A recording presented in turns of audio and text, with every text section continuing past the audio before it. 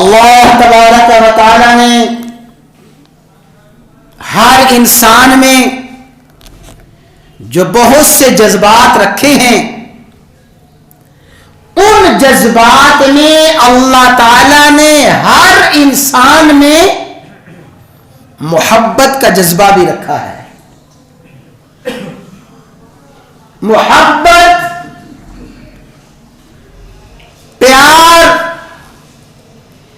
یہ ہر انسان میں اللہ تعالی نے فطرتی طور پہ رکھا ہے۔ کوئی انسان یہ کہے کہ میرے اندر محبت کا، میرے اندر الفت کا، پیار کا جذبہ ہی نہیں ہے، خواہش ہی نہیں ہے، وہ انسان فطرت کے خلاف چلتا ہے، اللہ تبارک و تعالی کی بنائی ہوئی جبلت کے خلاف چل رہا ہے۔ جذبات محبت اللہ تعالی نے ہر انسان میں رکھے ہیں۔ مرد ہے تب بھی محبت کے جذبات،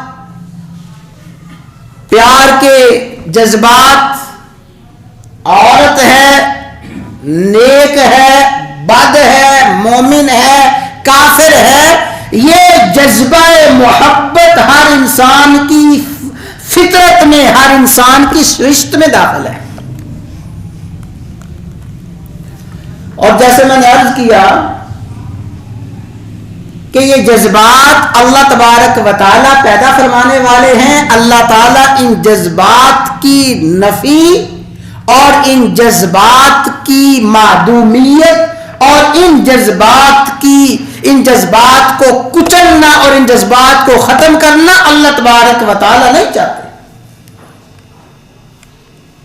اللہ تعالی ہرگز نہیں چاہتے کہ کسی انسان میں غصہ آئے ہی نہ۔ اللہ تعالیٰ کبھی بھی نہیں چاہتے کہ کسی انسان میں کبھی غیرت آئے نہ، کبھی محبت آئے ہی نہ۔